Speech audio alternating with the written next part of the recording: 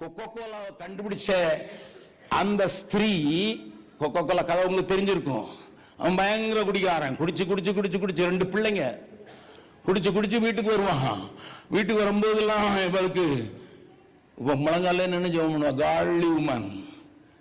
ஒரு நாள் குடிச்சிட்டு சாக்கடையில் விழுந்து எந்திரிச்சு வந்து கதவை தட்டுறதுக்கு வரும்போது கொஞ்சம் கான்சியன்ஸோட வர்றான். உள்ள ஜெபிக்கிற சத்தம் கேட்குது. பாட்டு என்ன என்ன சத்தம்?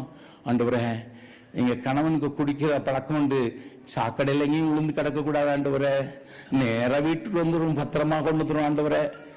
இதை கேட்டவன அவனுக்கு என்னடா குடிக்கிறேன், போனா அடிக்கிறேன், இவன் எனக்கு பத்திரமா வந்துடும் சொல்லி ஜெபம் பண்ணான்னா உண்மையானவான்னு சொல்லி உள்ள வந்து முழங்கால் படி போட்டு என் மேல கை வச்சு ஜெபம் பண்ணா.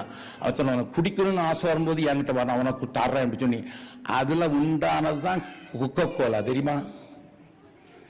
அவ தயாரிச்சு குடிச்சதுதான் கொக்கோ கோலா. உலகம் முழுவதும் தெரியுது. அதனால தான் இன்னைக்கும் கொக்கோ கோலா கம்பெனி கிட்டத்தட்ட 30% of their income goes for God's ministry. Do you know that? Pepsi காரன் ஆன்டி கிரைஸ்ட்,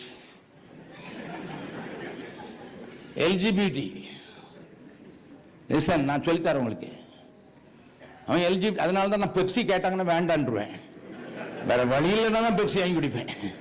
எனக்கு கொக்கோ கோலா குடிச்சானா எவனாவது ஊழியத்துக்கு அது கொஞ்சம் கொடுப்பானு தான். சார், அன்புனால் தான் ஒருத்தரை திருப்ப முடியும். தானியேல் ஜெபம் பண்றான்.